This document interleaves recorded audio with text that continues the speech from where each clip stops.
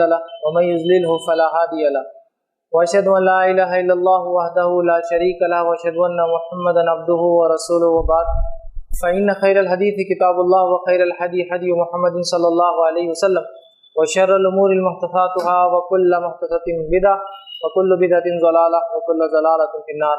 وقال عز وجل في القرآن المجيد اعوذ بالله من الشيطان الرجيم بسم الله الرحمن الرحيم يا ايها الذين امنوا اتقوا الله حق تقاته ولا تموتن الا وانتم مسلمون. وقال يا ايها الناس اتقوا ربكم الذي خلقكم من نفس واحدة وخلق منها زوجها وبث منهما رجالا كثيرا ونساء واتقوا الله الذي تسالون به والارحام ان الله كان عليكم رقيبا.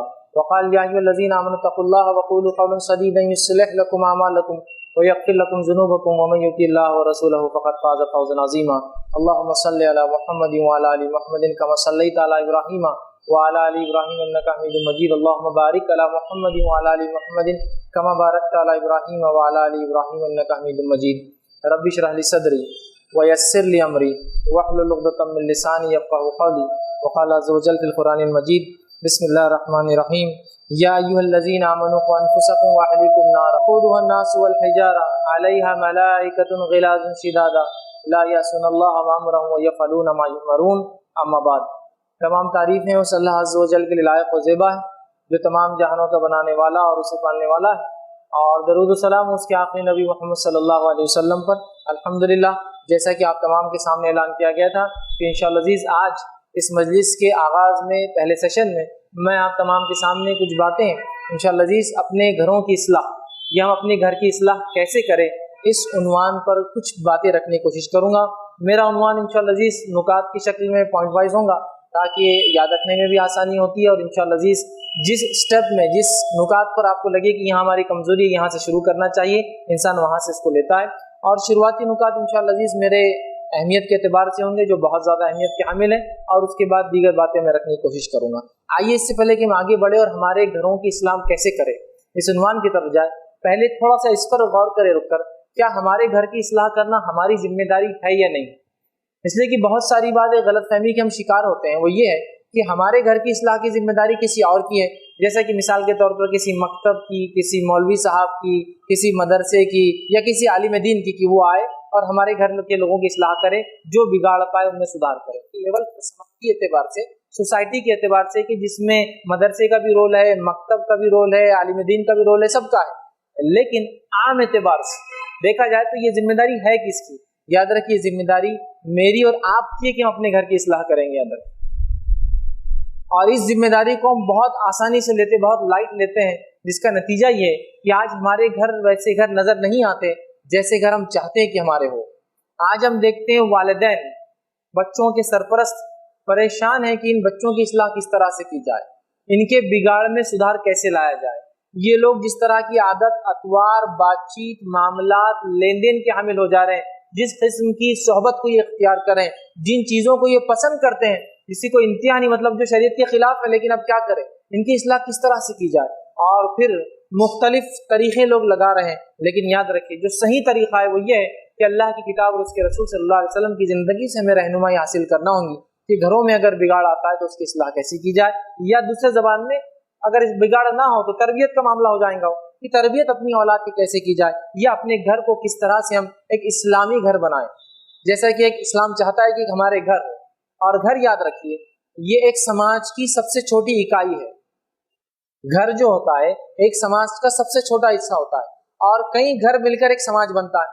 تو اگر ہم گھروں کی اصلاح پر بات کرتے ہیں تو یقیناً اس کا مطلب ہم سماج کی اصلاح پر بھی بات کریں، لیکن اصلاح معاشرہ ایک بڑا عنوان ہوتا ہے، ایک بڑا ٹاپک.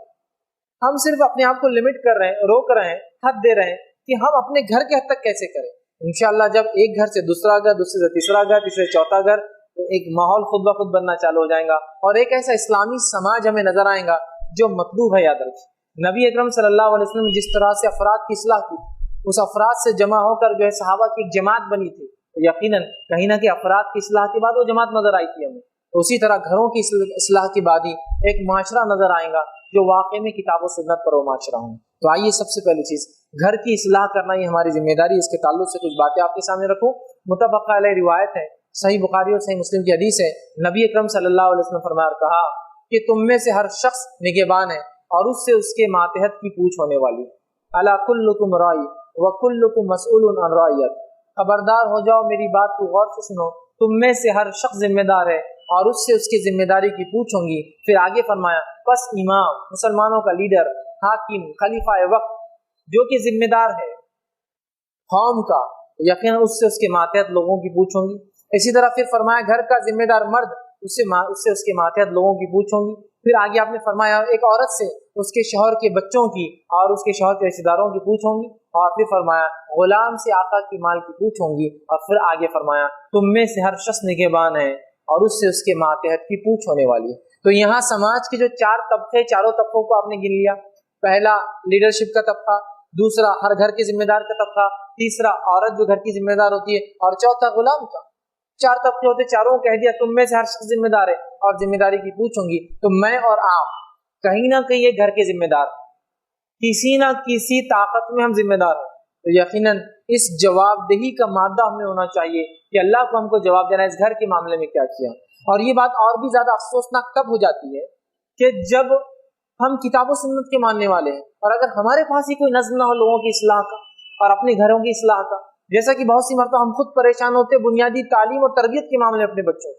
याद रखिए, बहुत ज्यादा जरूरी है कि एक घर के एतबार से एक निज़ाम हो, एक समाज के एतबार से हमारे पास एक जबरदस्त निज़ाम हो कि अगर किसी किस्म का बिगाड़ नजर आता है, फौरन वो जो मैकेनिज्म है, वो जो सिस्टम होगा, वो काम करना शुरू कर देगा और उस बिगाड़ के सफाई को, उसकी इस्लाह फौरन करना शुरू कर देंगे। आइए, घरों की जो है इस्लाह हमारी जिम्मेदारी है। इसके ताल्लुक से एक हदीस आती है जिसमें नबी अकरम सल्लल्लाहु अलैहि वसल्लम यूं फरमाया, सही बुखारी की रिवायत आपने फरमाया, कहा कि जिसको अल्लाह रैयत दे, मातहत लोग दे, जैसा कि बीवी है, बच्चे हैं, ये इंसान के डायरेक्ट मातहत होते हैं। इसके अलावा अगर आदमी लीडर हो तो और भी चीजें होती है। तो कहा जिस इंसान को अल्लाह रैयत देता है, मातहत लोग देता है और वो उनकी इस्लाह नहीं करता और वो उनमें बिगाड़ देखकर उनमें सुधार नहीं लाता, तो आपने फरमाया ऐसा शख्स जो है जन्नत में दाखिल नहीं होगा, जिसको अल्लाह रैयत दे और वो उनकी इस्लाह ना करे। एक और रिवायत आपने फरमाया जो सुनन निसाई की हदीस आपने फरमाया, कहा बेशक अल्लाह घर के जिम्मेदार से रोजे क़यामत सवाल करने वाला है, क्वेश्चन करने वाला है कि क्या किया, मैंने तुझे घर का जिम्मेदार बनाया था, क्या किया इस मामले में, और उस जिम्मेदार को उसका जवाब देना है। याद रखें, अल्लाह रब्बुल इज्जत ने घर के ताल्लुक से सूरह नहल सूरह नंबर 16 आयत नंबर 80 में एक बात बयान की। उस आयत को एक तरफ रखेंगे इंशाअल्लाह और दूसरी तरफ अपने घर का मुआवजा करेंगे, कंपैरिजन करेंगे, क्या हमारे घर इस आयत में फिट हो रहे हैं क्या।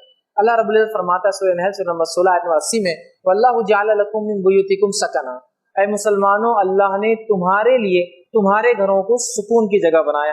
सकना, सकीनत, सुकून हम सब जानते हैं इसका माना क्या, इत्मीनान, ज़हनी सुकून जिसको कहते हैं। तो अल्लाह ने हमारे लिए हमारे घरों को सुकून की जगह बनाया। अब आइए हम अपने घर का मुआवजा करते हैं। आज हालत ये हमारे घरों की, अल्लाह रहम करे, कि एक इंसान समझ लीजिए, उसको ऐसा कहा जाता है कि आज हाफ डे है आपका जॉब के लिए, काम के लिए, कि आज आधे दिन से दुकान बंद कर दो या जॉब आधे दिन की है, तो हम कहाँ जाना पसंद करेंगे? हम में से अक्सर लोग घर जाना पसंद नहीं करेंगे। कुछ लोग घूमने जाना पसंद करेंगे, कुछ लोग नुक्कड़ और जो है चौराहों पर अपने दोस्तों को कह देंगे आज तो मजलिस जो है असर के बाद से जम जाने वाली है, रोज इशा के बाद जमती है। कुछ लोग जो है मुख्तलिफ चीजों में लग जाएंगे, लेकिन घर जाना पसंद नहीं करेंगे। क्यों घर जाना पसंद नहीं करेंगे? इसलिए कि हमारे घर सुकून की जगह नहीं जैसी होनी चाहिए। याद रखें कि मैं घर जाऊंगा तो एक कंप्लेन आने वाली है पड़ोसी की, आपके बच्चे ने ये किया, बीवी कंप्लेन करेंगी फला फला फला ऐसा दिन भर से होता है, जरा इनको संभालो। फला लोग ये कहेंगे उससे अच्छा घर में देर से जाया जाए, सुबह देर से उठा जाए, उठते ही फौरन घर से निकला और जॉब को चला गया।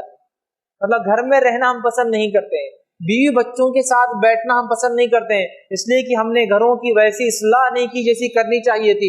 नबी अकरम सल्लल्लाहु अलैहि वसल्लम के ताल्लुक से सवाल होता है, माँ आयशा रजी अल्लाह अन्हा से किसी ने सवाल किया कि अल्लाह के रसूल सल्लल्लाहु अलैहि वसल्लम नबूवत की जिम्मेदारी अदा करने के बाद क्या करते, कहाँ जाते? वो फरमाती है नबी अकरम सल्लल्लाहु अलैहि वसल्लम जो ही नबूवत की जिम्मेदारी अदा करते फौरन घर लौट आते, इसलिए कि वल्लाहु जअल लकुम मिन बुयूतिकुम सकना, इसलिए कि अल्लाह ने हमारे घरों को सुकून की जगह बनाया है। नबी अकरम सल्लल्लाहु अलैहि वसल्लम का घर सुकून की जगह था। दुनियावी एतबार से देखा जाए तो बहुत आराम और आराइश की चीजें नहीं, उसके अंदर बहुत आराम आराइश की चीजें नहीं, हत्ता के बिछाने के लिए गद्दा भी नहीं आपके पास। उमर इब्न खत्ताब रजी अल्लाह ने एक मरतबा अल्लाह के रसूल सल्लल्लाहु अलैहि वसल्लम सोते हुए देखा। जब आप नींद से उठे तो आपके चेहरे मुबारक और हाथ जो आप लेटे थे वो टाट जो नीचे बिछा था उसके निशान बन गए थे। تو عمر بن خطاب رضی اللہ رونے لگے کہ آپ اللہ کے رسول ہیں، آپ اللہ سے دعا کرتے اللہ آسمان سے کیا نہیں دے سکتا آپ، پھر بھی آپ ایسی زندگی کو پسند کرتے؟ تو کہ دنیاوی اعتبار سے آپ کے پاس آرائش کے اعتبار سے کچھ بھی نہیں تھا، یہ بہت سادے، لیکن سکون تھا، آپ لوٹ کر اپنے گھر آ جاتے۔ آج ہم اپنے گھر جانا پسند نہیں کرتے، یاد رکھیں، اس لیے کہ جس باغ پر مالی محنت نہیں کرتا ہے نا، اس باغ میں بیٹھنے مزہ بھی نہیں آتا ہے۔ جس باغ پر محنت ہوتی ہے، آلے بنائے جاتے ہیں، اچھے جھاڑ لگائے جاتے ہیں، برے جھاڑوں کی صفائی کی جاتی ہے، تو اس باغ میں مہکدار پھول والے جھاڑ آتے ہیں، اچھے پھل والے درخت آتے ہیں۔ اور جس باغ پر محنت نہیں ہوتی ہے، آسمان سے بارش برستی ہے، اس کے بعد اچھے جھاڑوں کے ساتھ کانٹے دار اور برے جھاڑ آ جاتے ہیں، تھوڑے دن بعد باغ ختم ہو جاتا ہے اور وہ صرف ایک قسم کا کانٹے دار درختوں کا جو ہے ایک علاقہ بن جاتا ہے، جس میں جانا کوئی پسند نہیں کرتا ہے۔ تو یہ سخت ضرورت ہے آج کی کہ ہم اپنے گھروں کی جیسی اصلاح کرنا چاہیے ویسی اصلاح کریں، تاکہ ہمارے گھر بھی وہ سکون کی جگہ بن جائے۔ آج ہمارے گھر یقین جانیے سکون کی جگہ نہیں، کوئی کسی کا منہ نہیں دیکھنا چاہتا اور کسی سے ملنا نہیں چاہتا ہے۔ نبی اکرم صلی اللہ علیہ وسلم کا ایک واقعہ سنیے، آپ کے گھر کا ایک واقعہ۔ میں عائشہ رضی اللہ عنہا اس حدیث کی راویہ فرماتی ہے کہ نبی اکرم صلی اللہ علیہ وسلم جب اپنی بیٹی سے ملاقات کے لیے جاتے ہیں، فاطمہ رضی اللہ عنہا سے ملاقات کے لیے جاتے ہیں، تو آپ صلی اللہ علیہ وسلم جب ان کے گھر جاتے ہیں تو یہ آپ کو سلام کرتی ہے، استقبال کرتی، آپ کو گھر میں بلاتی، اور نبی اکرم صلی اللہ علیہ وسلم کے سر پر بوسہ لیتی اور اپنے سیدھے یا بائیں جانب اپنے والد کو بٹھا لیتی۔ پھر وہ کہتی ہے کہ جب یہ گھر آتی، حضرت فاطمہ رضی اللہ عنہا جب گھر آتی تو نبی اکرم صلی اللہ علیہ وسلم کا استقبال کرتے، سلام کرتے، ان کے چہرے میں جو ہے سر مبارک پہ جو ہے بوسہ لیتے، اور اس کے بعد جو ہے آپ کو سیدھے یا بائیں جانب جو ہے بٹھا لیتے۔ یہ بیٹی سے آپ صلی اللہ علیہ وسلم کی محبت ہے۔ یقین آپ کو بیٹے ہوتے تو آپ ایسی محبت ان کے ساتھ بھی کرتے۔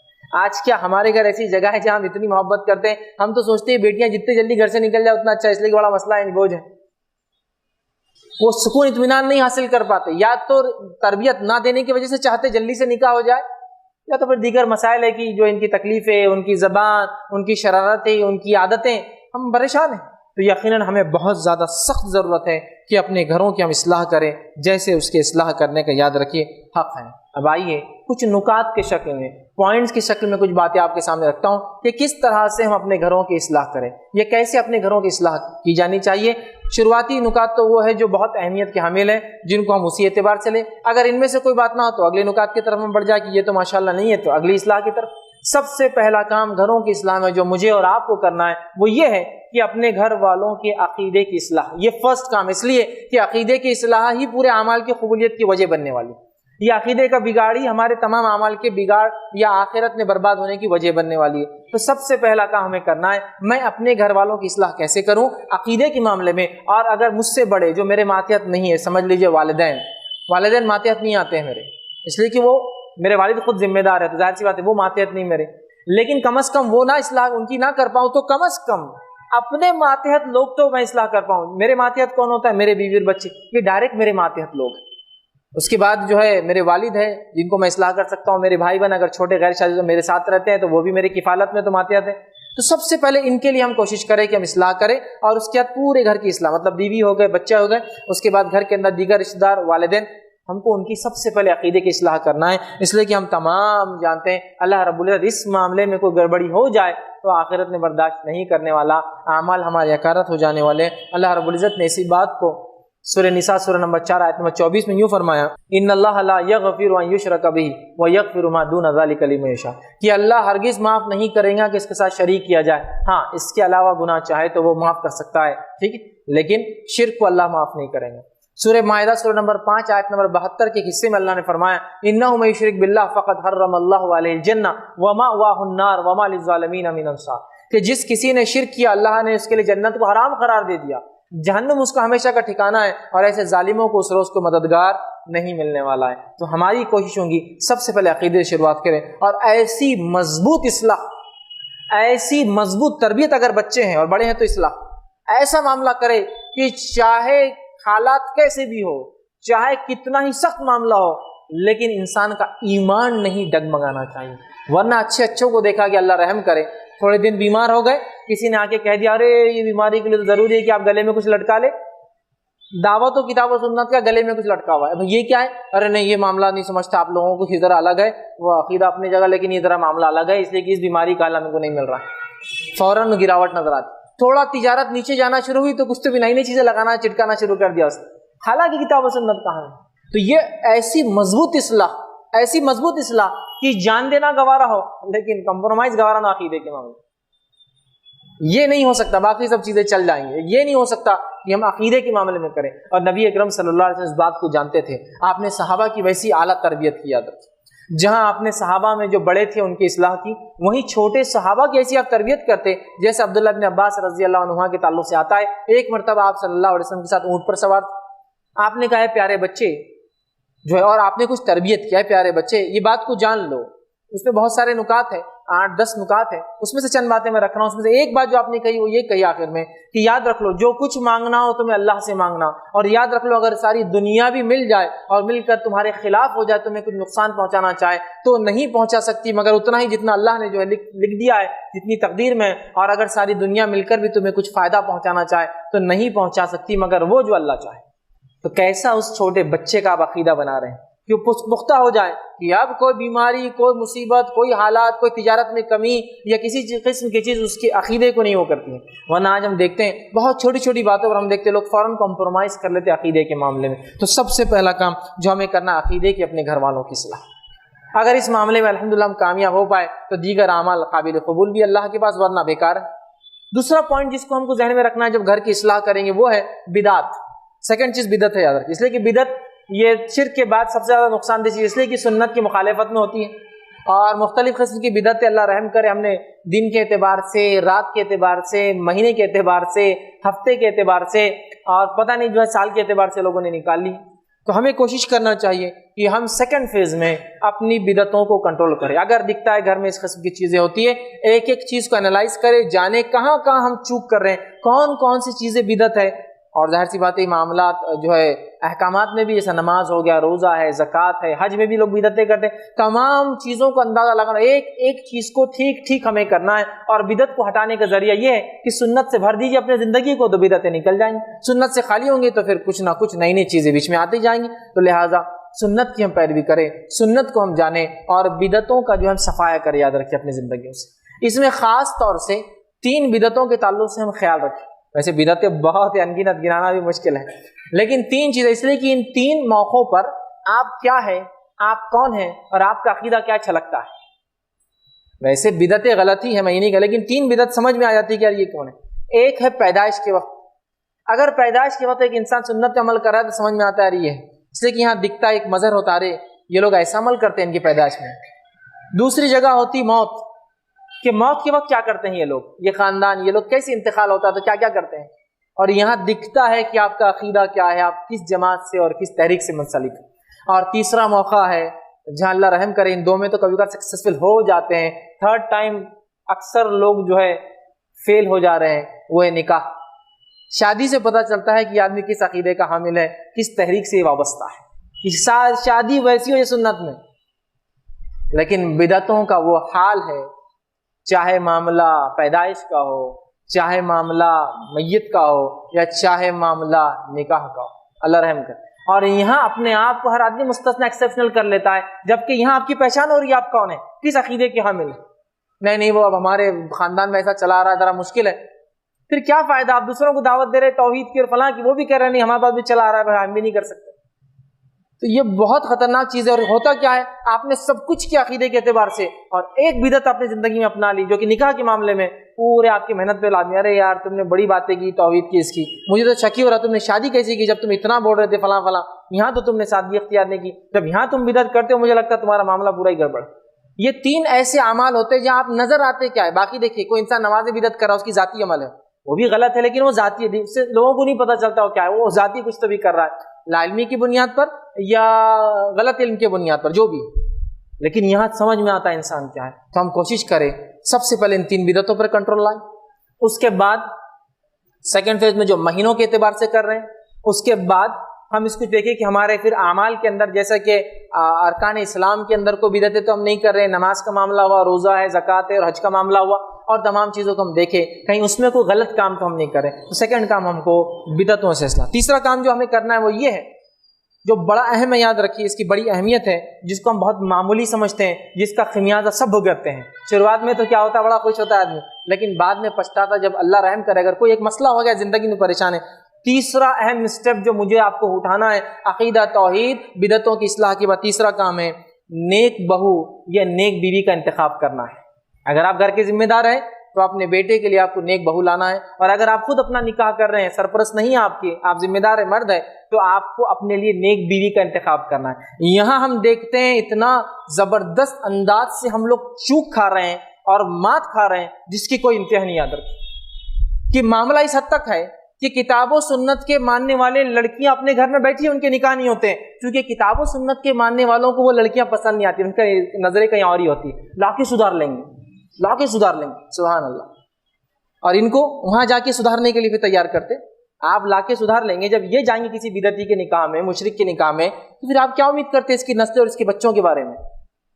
بہت زبردست چوک کھاتے ہیں ہم یہاں، کہ تو ہماری نظروں میں دینداری یہاں ہے ہی نہیں، ہماری نظروں میں کہیں نہ کہیں خوبصورتی ہے، فلاں ہے، یا دنیا پرستی ہے، یا تعلقات قائم کرنا ہے، اچھے خاندان سے جڑ جانا، یہ ہماری نیت ہے۔ اللہ ہم پر رحم کرے، یہ بہت خطرناک فیض ہوتا ہے۔ اور جب یہاں چوک کھا جاتے ہیں نا، اس لیے کہ گھر اب بننا شروع ہو رہا ہے، نکاح سے گھر بنتا ہے، اور اگر بنیادیں ہی خراب ہو جائے، اب کیا امید رکھی جائیں گی کہ یہ عمارت صحیح سے ٹکنے والی ہے؟ اب آپ بولیں گے تھوڑا اولاد ہونے کے بعد یہ بچہ میرے ساتھ فلاں عمل کرے گا، ماں بولتی ہے بچہ میرے ساتھ فلاں عمل کرے گا، کیا کرتے ہیں بتائیے؟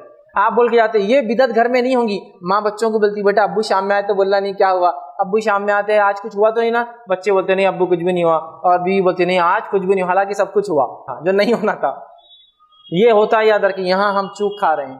گھر کی اصلاح کے اندر اپنی بیوی کا انتخاب یا بہو کا انتخاب کتاب اور سنت کے مطابق ہونا چاہیے، یاد رکھیے، ورنہ اس گھر کے تعلق سے امید نہیں کی جا سکتی اللہ کہ اللہ چاہے کہ پھر اصلاح ہو سکے۔ اور پھر ہوتا یہ ہے کہ ہم کسی کو لا کے سدھارنا چاہتے ہیں اور ہماری بہنیں پھر کسی بگڑے ہوئے جگہ جا کے ان کو مطلب دونوں ہی اپنے آپ کو سدھارتے پریشان ہیں۔ سمجھ رہے؟ یہ بات کو سمجھنے کی ضرورت ہے، بہت اہم چیز ہے۔ اور اس مسئلے کی پریکٹیکلٹی میں اس لیے بھی کہہ سکتا ہوں کہ ایک میرج بیورو میں نے کئی زمانے تک چلایا، وہاں میں نے دیکھا لوگ لاتے ہیں فارمز، کس کا فارم ہے؟ تو ہماری بہن کا ہے۔ تمہارا کہاں ہے؟ نہیں میں نے تو پسند کر لیا نا، وہ کون ہے؟ نہیں وہ تو فلاں ہے۔ پھر تم کیا کرو گے؟ میں لا کے سدھار لوں گا نا اس کو انشاءاللہ، ٹھیک ہے۔ اور پھر آپ کی بہن کے لیے کیا کرنا ہم نے تلاش؟ بہن کے لیے سیلفی کوئی چاہیے، کتاب و سنت میں سیلفی لاؤں کہاں سے؟ فرشتوں کو لاؤں کیا آسمان سے؟ اس لیے کہ تم سب تو شادی کہیں اور کرتے ہو اور بہنوں کے لیے لاتے ہو کہ سیلفی ڈھونڈوں کہاں سے؟ بیسک پوائنٹ ہے نا یہ، کہ پھر ان بچیوں کے نکاح ہماری بہنوں کے کہاں ہوں گے؟ اس لیے کہ تم تو کہیں اور سے لاتے ہو، کتاب و سنت کو پیمانہ نہیں بناتے ہو، نکاح کے اندر دینداری کو لازم نہیں سمجھتے، نہیں کر لیں۔ اب وہاں جانے کی بنیاد کیا ہے؟ کے علاوہ پیسے کے علاوہ حسب نسب کی کیا بنیاد ہے آپ کے پاس کہ آپ ایک بدعتی کے ساتھ یا کسی دوسرے کے ساتھ وہ کرے جس کے عقیدے کے بارے میں آپ خود زور زور سے چلا کر کہتے کہ وہ غلط ہے؟ وجہ ہی نہیں، پھر پوائنٹ ہی نہیں وہاں بس کوئی بات کرنے، مطلب یہاں کہیں نہ کہیں دنیا داری تھی وجہ، دینداری تو وجہ ہی نہیں تھی۔ کہ بات کو بہت سنجیدگی سے لینا ہے۔ اگر یہ اصلاح نہیں ہو پائی تو پھر چونکہ اب گھر بن رہا ہے، اسٹیبلش ہو رہا ہے، تو اب بنیادیں ہیں، بنیادیں خراب ہونے کے بعد بہت ممکن ہے۔ اور جو لوگ یہ کہتے ہیں کہ ہم لا کر سدھار دیں گے، میں نے ایسے نتیجے بہت کم دیکھے ہیں کہ جو لا کر سدھار پایا ہے۔ میں نے لوگوں کو لا کر سدھرتے ہوئے دیکھا ہے، اس کے عقیدے پر جاتے ہوئے دیکھا ہے، اللہ رحم کر، بہت مشکل ہے، یاد رکھیے۔ لہٰذا یہ پوائنٹ کو آپ یاد رکھیے، بہو کا انتخاب دینداری کی بنیاد پر، بیوی کا انتخاب دینداری کی بنیاد پہ کیا جائے گا۔ اس کو الٹ بولوں تو داماد کا انتخاب دینداری کی بنیاد پہ ہوں گا، ٹھیک ہے، اور جو ہے شوہر کا انتخاب بھی دینداری کی بنیاد پہ ایک لڑکی کریں گے ادھر، چونکہ عموماً لڑکی کو دیکھا جاتا ہے، اس وجہ سے یہ میں نے کہا، ورنہ یہ نہیں کہ نہیں داماد کیا ہوں، وہاں بھی وہ کریں گے، ورنہ داماد کا معاملہ ہے تو ہم کیا دیکھتے ہیں؟ صرف تنخواہ، سیلری کیا ہے، چونکہ لڑکوں میں خوبصورتی وہ دیکھی نہیں جاتی، سیلری کیا ہے۔ اب کوئی کہہ دے کہ یہ لڑکا ہے دیندار ہے، 5 وقتہ نمازی ہے، کتاب و سنت کا پابند ہے، مسجد میں رہتا ہے، جمعہ میں شریک ہے، فلاں ہے، اجتماعات منعقد کرتا ہے، سیلری کیا ہے؟ اس کی سیلری جو ہے 15,000 ہے، ٹھیک، اگلے لڑکے کی 25، تو بھائی سال کا 1,20,000 گھاٹا کون اٹھانے والا ہے؟ 25 والا لے لو۔ ارے لیکن وہ کبھی کبھار نماز پڑھتا ہے، کیا ہوتا ہے؟ بچی سکھا دیں گے نا بعد میں نماز، اچھا ٹھیک ہے، ارے لیکن وہ لوگ تو فلاں بھی نظر آتا ہے ان میں، کیا ہوتا ہے؟ وہ بھی سب ایڈجسٹ ہو سکتا ہے نا، کیونکہ داماد کے لیے بھی صرف پیسہ بنیاد بن رہی، لڑکی کے لیے بن رہی، کیسی عجیب بات ہے۔ تو جب ایک سماج شروعاتی غلط ہو جائیں گی گھر کی، تو میں سمجھتا ہوں بہت مشکل ہے پھر یاد رکھے۔ تو بہرحال اس نکات کو بہت اہم طور سے یاد رکھے، چونکہ کچھ نہ کوئی ذمہ دار بیٹھا اور کوئی نہ کوئی جن کے نکاح نہیں وہی بیٹھے ہیں یہاں لوگ، تو دونوں کے لیے پوائنٹ تھا اس کے اندر کہ بہو کا انتخاب دینداری کی بنیاد پر، اور اسی طرح جو ہے داماد کا انتخاب دینداری کی بنیاد پر، شوہر کا انتخاب دینداری کی بنیاد پر، یا بیوی کا انتخاب دینداری کی بنیاد پہ ہوں گے، یاد رکھیں۔ اسی طرح اب جو ہے اب نکاح ہو چکا ہے تو اب کیا کریں؟ چوتھا پوائنٹ، اب نکاح ہو گیا، اب کیا ہے، اب نکاح ہو گیا تو اپنی بیوی اور بچوں کی اب تربیت کرنا پڑے. اب جو ہوا سو ہوا، چلیے اب اس کے لیے ہم غم نہیں کرتے، اب جو ہونا تھا ہو گیا. اب کیا کیا جائے؟ تو تربیت کی جائے. صحیح مسلم کی روایت ہے، رسول اکرم صلی اللہ علیہ وسلم کے تعلق سے ماں عائشہ فرماتی ہے کہ رات میں اللہ کے رسول صلی اللہ علیہ وسلم اٹھتے ہیں اور میرے اوپر پانی چھڑکتے ہیں اور کہتے ہیں عائشہ اٹھو اور وطر پڑھ لو، مطلب تہجد کی نماز پڑھو، اور چونکہ عشاء کے بعد وطر نہیں پڑھتے تھے تو تم جو ہے وطر کو ادا کر لو. تربیت کر رہے ہیں نا ایک طرح سے ماں عائشہ رضی اللہ عنہا کی، چونکہ آپ عمر میں بھی کم تھی، آپ تربیت کر رہے ہیں ان کی ایک طرح سے، بیوی بھی آپ کی زوجہ، تو آپ تربیت کر رہے دیکھیں کیسا اٹھا رہے ہیں کہ پانی چھڑک رہے ہیں کہ اٹھو، مطلب تربیت کرنا چاہیے پھر اس معاملے میں بیوی کی اور بچوں کی کہ اب نکاح ہو چکا ہے، سمجھایا جائے، مل بیٹھ کر بات کی جائے. ورنہ ہوتا کہ ہاں بس کبھی کبھار کتاب و سنت پہ آ گئے، میں بول دے رہا کل سے تم ایسے ہو جانا، بیوی بولتی جاؤ کیا کرتے کر لو، دیکھ لیتی میں کل. یہ سچویشن نہیں ہے، آپ کو ایکسپلین کرنا ہے، آپ کو سمجھانا ہے، آپ کو منانا ہے، آپ کو بتانا ہے وہ چیز یاد رکھیں. کیونکہ ظاہر سی بات ہے جیسا مجھے وقت لگا اپنی اصلاح کرنے میں، میری بیوی کو بھی امید ہے وقت ہی لگیں گا، اچانک تو نہیں ہوتی ہے کوئی چیز، ٹھیک، امید ہے بچوں کو وقت لگے گا. تو سمجھانا ہے، مل بیٹھ کر سر جوڑ کر بات کرنا ہے، یہ نہیں کہ بس یہ نہیں تو ختم بس آج معاملہ نہیں، سمجھانا ہے. ٹھیک ہے، تو بہرحال اس چیز کو ہم یاد رکھیں کہ پھر اگر ہو چکا ہے تو ہم تربیت کریں اپنی بیوی کی اور بچوں کی. اسی طرح جو ہے پانچویں چیز، گھر والوں کی ایمانی تربیت ہم کریں. ایمانی تربیت سے میری مراد ہے جیسا کہ نماز کی تاکید، اور نماز سے جب میں کہہ رہا ہوں تو فرائض کی نہیں، یہ موقدہ اور سنن کی تاکید، اضافے کی بات ہو رہی ہے، چونکہ فرائض تو فرض ہے ہی، لیکن اگر اس میں چوک ہے تو اس کی بھی تاکید، اس کے بعد موقدہ اور سنن اور نوافل کی تاکید کی اضافہ کیا جائے. اس طرح صدقہ اور خیرات کی تاکید کہ خود بھی بڑے سرپرست صدقہ اور خیرات کریں، بچوں کو تعلیم تربیت دیں. ورنہ ہمارے پاس صدقہ اور خیرات کا بہت کم نظم ہے، یاد رکھیں. ایک قومی اعتبار سے نظم نہیں ہے، افرادی اعتبار سے ماشاءاللہ کچھ لوگ ہیں جو دیتے ہیں اللہ کے نام، لیکن ایک قومی نظم مزاج نہیں ہے دینے کا. ہمارا مزاج صرف لینے والا بن چکا ہے، کیونکہ ہزاروں سال سے ایسی قوم میں رہے جو سود خور قوم ہے، تو لینے کا مزاج ہے، دینے کا کچھ بھی نہیں رہتا ان کے سسٹم. ٹھیک، تو بہرحال اس کی وہ تاکہ. اسی طرح روزے صرف فرض نہیں، رمضان کے روزے ماشاءاللہ ہم رکھتے ہیں، لیکن ہر جمعرات اور پیر کے روزے کی تاکید کی بھائی رکھا کرو، آپ کی سنت ہے. اسی طرح ایام 20 جو ہوتے ہیں چاند کے بیچ کی جو تاریخ اس کے اندر روزے. اسی طرح اور بھی دیگر روزے جو آپ صلی اللہ علیہ وسلم ثابت ہو، یاد رکھیں، ان کے رکھنے کی تاکید.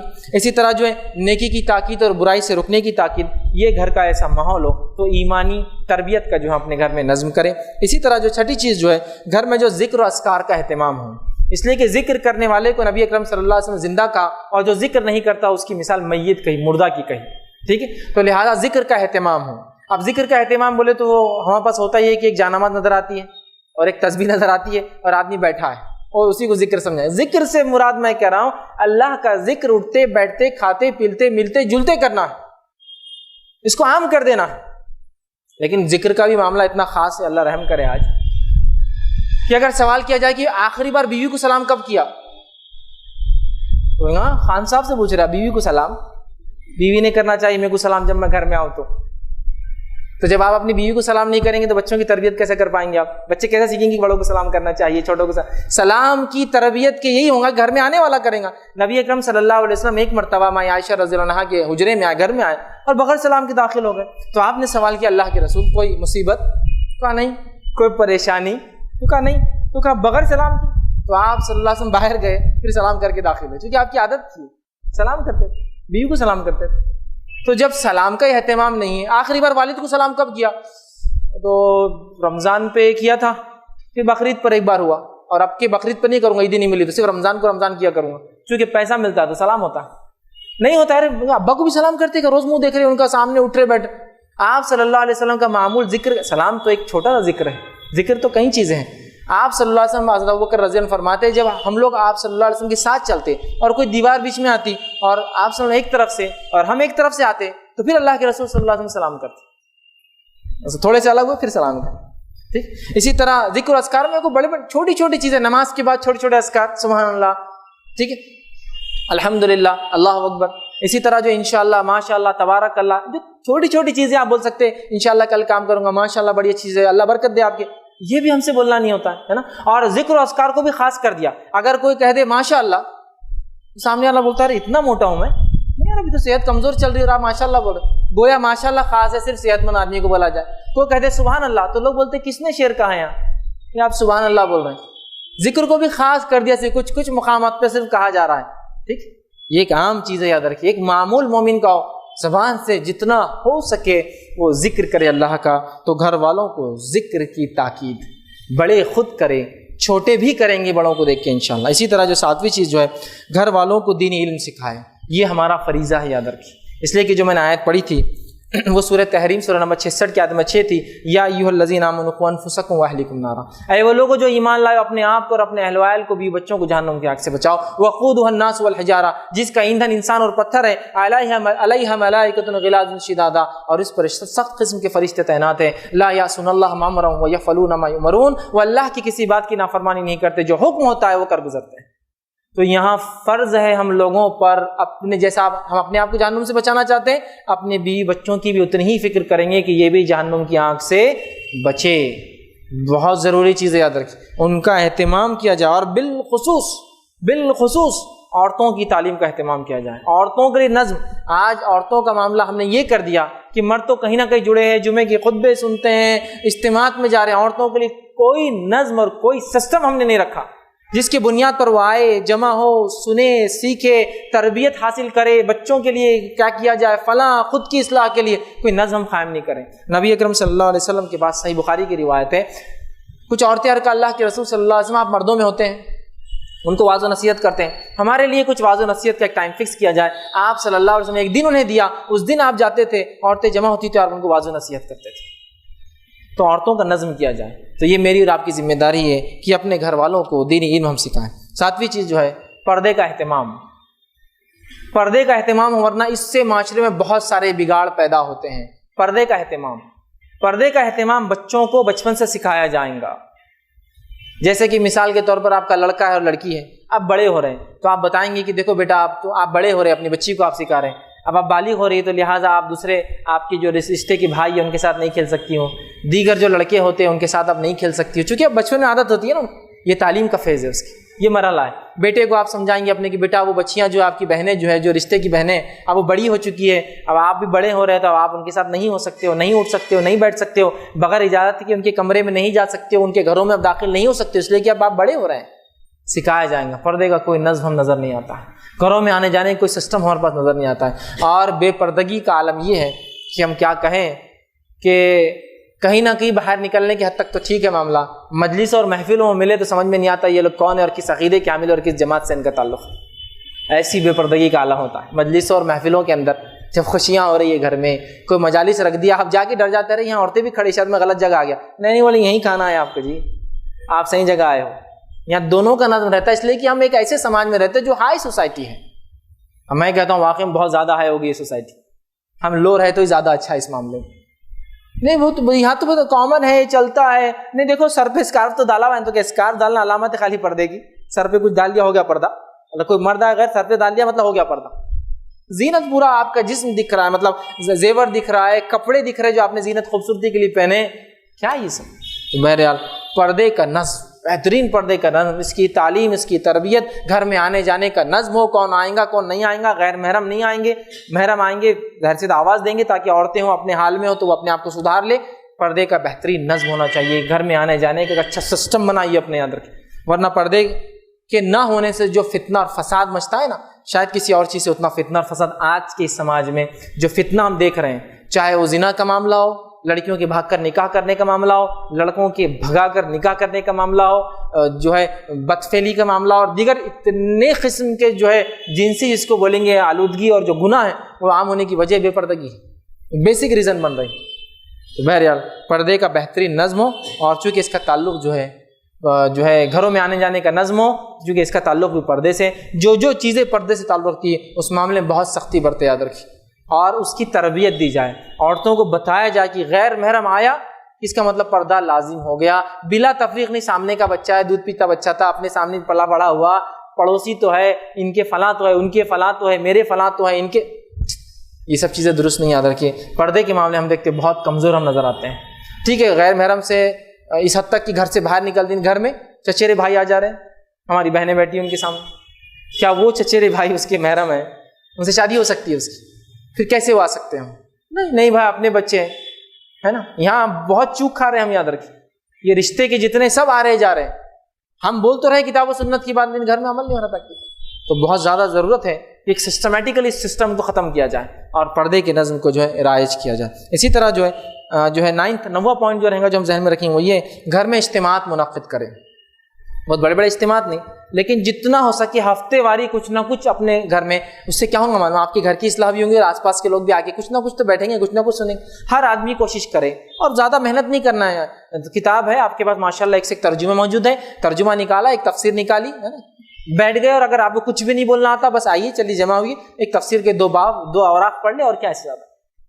لیکن نظم رکھیے, اور ہو سکے تو علماء کو اس میں بلائیے. میں اس لیے کہہ رہا ہوں ہو سکے تو بہت سے علماء کی اویلیبلٹی کا مسئلہ ہوتا ہے, ملتے نہیں ہیں, ہوتے نہیں. اور ظاہر سی بات ہے جب میں علماء کی بات کر رہا ہوں تو اتنے جگہ تو عالم کوئی بھی ہو جا نہیں سکتا, اتنے لوگوں کے گھر ہوں گے نا.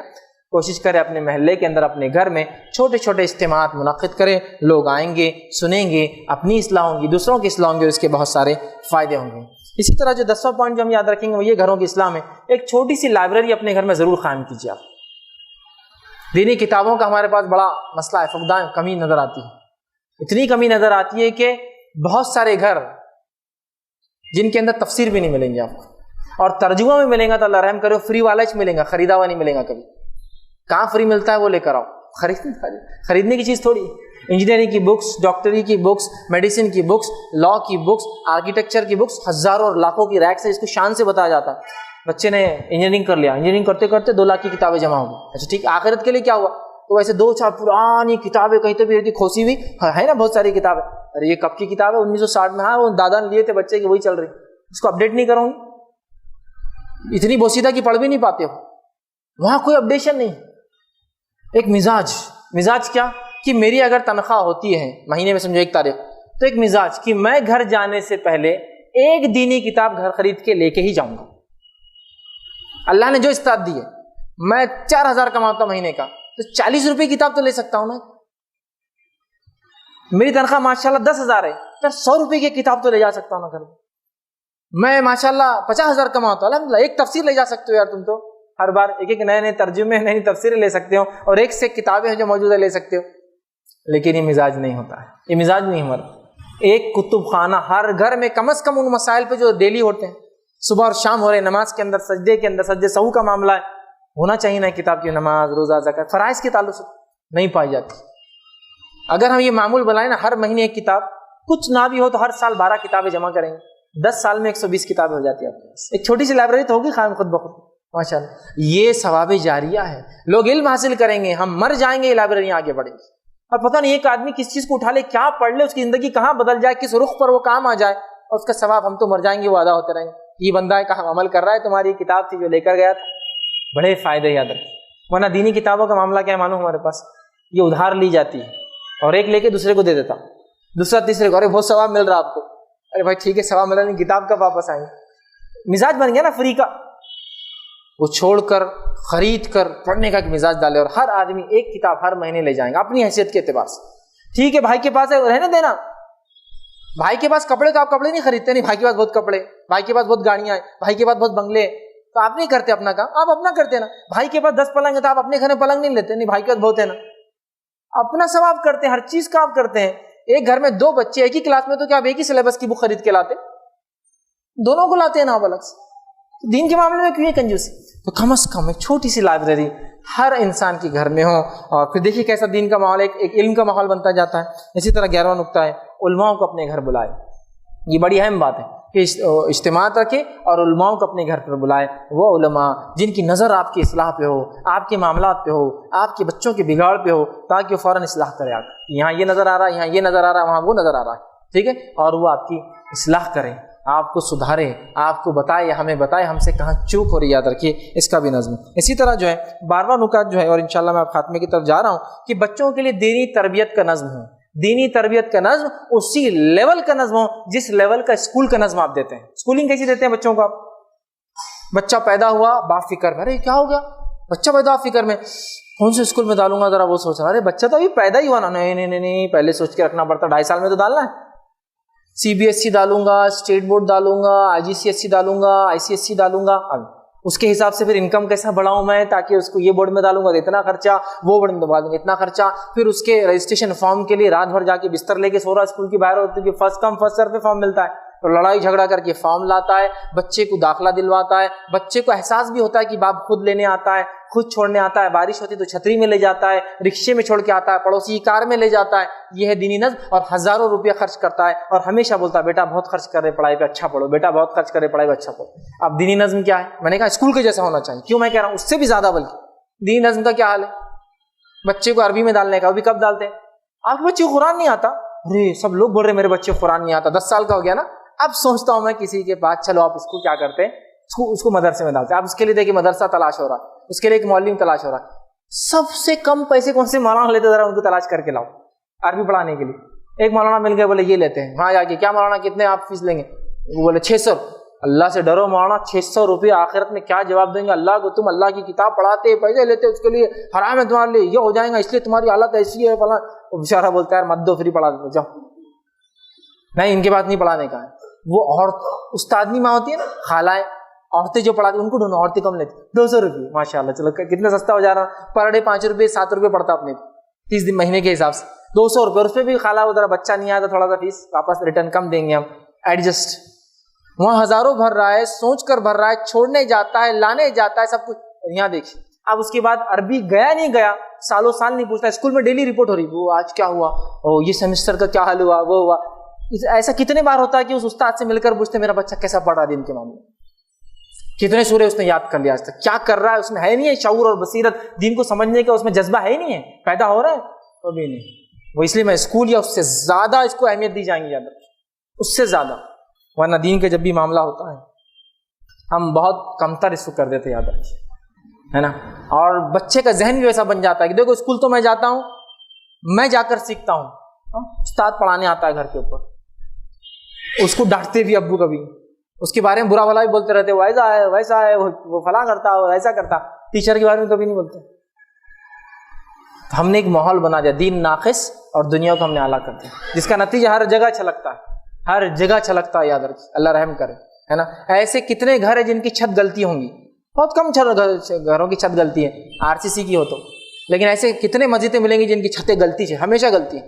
کیونکہ 100 لوگ مشورہ دیتے ہیں نا، اپنا گھر کا کام تھوڑی جو پرفیکٹنیس سے کیا جائے. مسجدوں کی چھت گلیں گی، 25 سال میں ان کے اکھڑنا چالو ہو جائیں گے ہر چیز. تو یہ ہم نے کہا دین ناقص، دنیا سب سے اعلیٰ، ہے نا.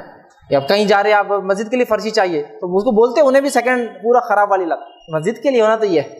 پھر اللہ سے دعا، اللہ مجھے دنیا کی سب کچھ نعمت دے دے، اور اللہ کی راہ میں خرچ سب سے ادنا سکہ، سب سے کھوٹا روپیہ ہوتا ہے. اور پھر دعائیں ہوتی ہیں اللہ سب سے اعلیٰ کی. تو اللہ کی راہ میں خرچ کرنے کے مزاج ہم بنائیں. تو بہرحال تو ہم اسکول کی طرح جو ہے ایک نظم بنائیں بچوں کی دینی تربیت کا. یہ نہ ہوا تو اگلی نسل کو ہم بیکار چھوڑ کر جا رہے ہیں. انسان دنیا میں کیا کماتا ہے؟ مجھے بتائیے، کیا کماتے ہیں آپ اور میں؟ کیا چھوڑ کے جائیں گے آپ اور میں دنیا سے جب جائیں گے؟ یہ اولاد کے علاوہ اور کیا ہے آپ کے پاس؟ کیا لے جائیں گے؟ بولیے. کچھ نہیں. یاد رکھیں ہمارے پاس یہ اولاد، اور یہی خراب ہو جائے تو پھر کیا کمایا دنیا میں؟ فیل گئے ہم، ناکام رہے. یہ بات سمجھنے کی ضرورت ہے. اسی طرح جو ہے جس چیز کو ہم یاد رکھیں گے وہ یہ ہے، گھر میں جو ہے گھریلو کاموں میں اپنی جو ہے گھر والوں کی آپ مدد کریں. یہ بھی ایک بہت زبردست ذریعہ گھر میں اصلاح کا. سمجھ آپ کہ آپ وقت سے پہلے کبھی جلدی گھر جا رہے ہیں، اپنے بیوی کی کام کاج میں مدد کر رہے ہیں، گھر کی عورتوں کو کام کاج میں مدد کریں، بڑی اہم چیز ہے. اس سے ایک سوشل ریلیشن شپ ڈیولپ ہوتے ہیں، اور بہت بیٹھے بیٹھے نقطے پر اصلاح، نقطے پہ اصلاح، پوائنٹ پر اصلاح ہو سکتی ہے. آپ گھر میں آپ دیکھتے ہی تو کیسے پتہ چلے گا کیا بگاڑ ہے؟ نبی اکرم صلی اللہ علیہ وسلم کے تعلق سے عائشہ فرماتی ہے آپ گھر میں آتے ہیں تو آپ جو ہے بہت سارے گھر کے کام خود کرتے ہیں. جیسے کہ آپ بکری کا دودھ دھو لیتے ہیں، آپ اپنے کپڑے پر پیون لگا لیتے ہیں، آپ اپنے جوتوں کو سی لیتے ہیں نا. بازار سے جب آدمی یہ سب کریں گا تو بات چیت چلتے رہیں گے. سمجھ رہے آپ؟ یہ بہت اچھا موقع ہوتا ہے اصلاح کرنے کا. ورنہ سوشل ریلیشن شپ ڈیولپ نہیں کریں گے تو اصلاح نہیں ہو سکتی بیوی بچوں کی عادت. تو اس چیز کو سمجھنے کی ضرورت ہے. اسی طرح جو ہم چیز کو یاد رکھیں گے وہ یہ ہے کہ گھر کے اندر جو ہے ہم اس بات کو طے کریں گے کوئی فضول خرچی نہیں، ڈیکوریشن نہیں، اور اسی کے ساتھ ساتھ جو ہے فیشن پرستی اور دکھاوے سے اجتناب کریں گے. ورنہ گھروں کی اصلاح بہت ناممکن ہو جاتی ہے.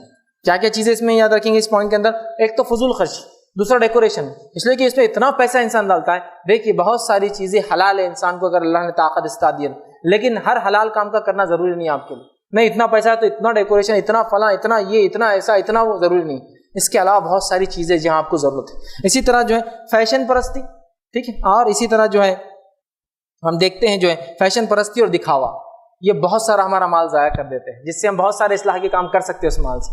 فیشن پرستی اور دکھاوا، ہر اچھی چیز کو ہم کو لینا ہے، اور ہر جو چیز جدید چل رہی ہے وہ ہمارے کو ضروری ہے. حتیٰ کہ فیشن دوسروں کو دیکھ کر عمل کرنے کا یہ حال ہو گیا کہ جیب کے اندر اتنا بڑا موبائل رکھ لیجیے، اچھی بات ہے، اللہ نے دیا تو لیجیے، لیکن اگر اسکرین بھی چینج کرنا تو آتا نہیں، ذرا کچھ کر دیں گے کیا؟ تو کیوں لے کے گھومتا میرے بھائی ایسی چیز جو تو استعمال نہیں کرنا جانتا؟ 25-30 ہزار تو نے فضول ڈال دیا، اس کے بدلے اتنے مصارف تھے اس کے، اتنے جگہ ہم خرچ کر سکتے جس کی کوئی انتہا نہیں۔ آج دعوت و تبلیغ کے لیے کیا ہمیں دینی لٹریچر کی ضرورت نہیں ہے؟ آج غیر مسلموں میں اسلام پہنچانے کے لیے ہمیں کتاب نہیں ہے اس کے لیے پیسہ، اور آپ ایسی چیز لے کے گھوم رہے اس کا استعمال ہی آپ کو نہیں آتا ہے۔ اللہ نے دیا ہے استعمال کی چیز ہے تو آپ لاکھوں اور کروڑوں کے لیے اسلام روکتا نہیں، لیکن آپ غیر ضروری فضول لوگوں کو صرف بتاؤں کہ میں یہ حیثیت کا حامل ہوں، سماج میں یہ مقام ہے میرا، یہ عجیب بات ہے۔ اور پھر یہ جو فیشن پرستی اور فضول خرچی ہوتی ہے نا، اس کا نتیجہ یہ نکلتا ہے حرام خوری، رشوت خوری، سود خوری میں آدمی ملوث، کیونکہ اب اس کو کسی بھی ذریعے سے پیسہ لانا ہے، اس لیے کہ بتانا میری شادی ایسی ہو، میرے کپڑے ایسے ہو، میرے بچے ان گاڑیوں میں گھومیں، میرے گھر کے سامنے یہ کھڑا ہو، میرے گھر۔ کیا ضرورت ہے ان تمام چیزوں کی؟ ضرورت کی چیزوں سے اسلام نہیں روکتا آپ کو، لیکن آپ بے فضول کریں اور اپنی چادر سے زیادہ کریں، یہ اپنی نفس ظلم ہوتا۔ اور بہت سی بار معاشرے میں بگاڑ فیشن پرستیوں نے، فیشن پرستی آج دیکھیں نا کس حد تک، مردوں میں فیشن پرستی نہیں پائی جاتی، مرد زیادہ سے زیادہ پہنیں گا، کتنا بھی فیشن کریں گا تو اس میں کچھ بھی حرام کاریاں اکثر نہیں ہوتی، یاد رکھیں۔ اگر فیشن بھی کرا تو زیادہ سے زیادہ کپڑے پہن رہا ہو، فل سے فل پہن رہا۔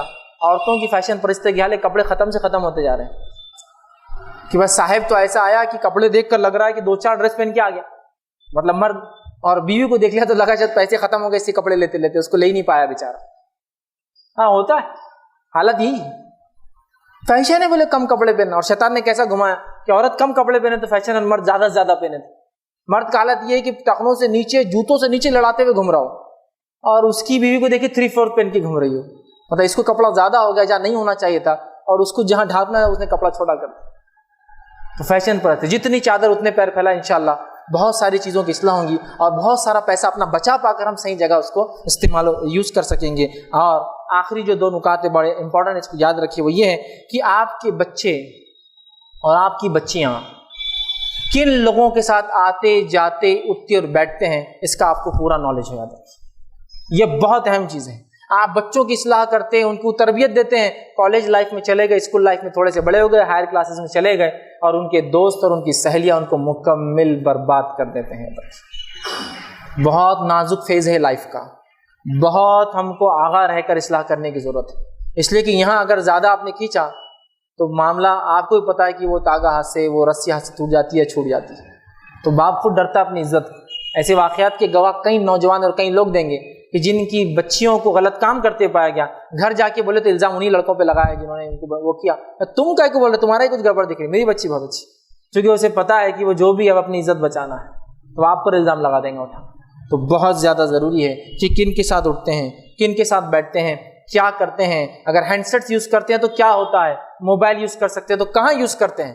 ہم نے کھلی چھوٹ دے دی، یاد رکھیے یہ موبائل فونز نے جو نقصان پہنچایا آج، ایک زمانہ تھا ہزاروں اور لاکھوں روپے دے کر جن گناہوں کو ہم آسانی سے نہیں کر پاتے پیسے کے باوجود، آج ان گناہوں کو صرف 10 روپے کے ریچارج کر کے آپ گھر کے کونے سے علاقے سے کر سکتے ہیں ان گناہوں کو بآسانی، اور ہم بڑے آسانی سے دے دیتے ہیں۔ آج حالت یہ کہ بچہ باپ اور ماں سے زیادہ اینڈرائڈ ہینڈ سیٹ کو پسند کرتا، باپ آتے ہو جاتا جیب میں سے نکالا بیٹھ گیا، وہ بولتا حضرت اب تم جاؤ ادھر سے، میرا کام کرنے دو مجھے۔ پسند بھی نہیں کرتا، اگر کسی کے پاس ہینڈ سیٹ نہیں، یہ انکل تو عجیب انکل ہے، ہینڈ سیٹ بھی نہیں، چل۔ آپ دیکھیے کس طرح سے حالت ہو چکے ہیں، کس طرف ہم جا رہے ہیں، اس کو تھوڑا غور کرنے کی ضرورت۔ اور اس پہ کوئی غور نہیں کر رہا، نہیں میرا بچہ تو ماشاءاللہ اتنا ہوشیار ہے، 1 لاکھ بنا لیتا گیم کے اندر فوراً، ہاں اینڈرائڈ تو اس کے دائیں ہاتھ کا کھیلے، اور یہ سسٹم تو یہ فلاں ہے۔ کنٹرول نہیں ہے۔ دیکھیے سکھانا اچھی بات ہے، جدید ٹیکنالوجی سے جوڑیے، لیکن کنٹرول کے اندر۔ آپ کا بچہ اگر موبائل یوز کرتا ہے تو کب ریچارج کرتا ہے، کیوں کرتا ہے، کتنا کرتا ہے، کیا ضرورت ہے اس کو؟ اگر گاڑی چلاتا ہے لڑکا اور لڑکی تو پیٹرول ڈالتا ہے، کہاں جاتا ہے، اتنی ضرورت ہے کیا اس کو ہر مہینے کے اندر؟ ٹیوشن کالج جاتا ہے تو وقت پر پہنچتا ہے، وقت پہ وہاں سے نکلتا ہے کیا؟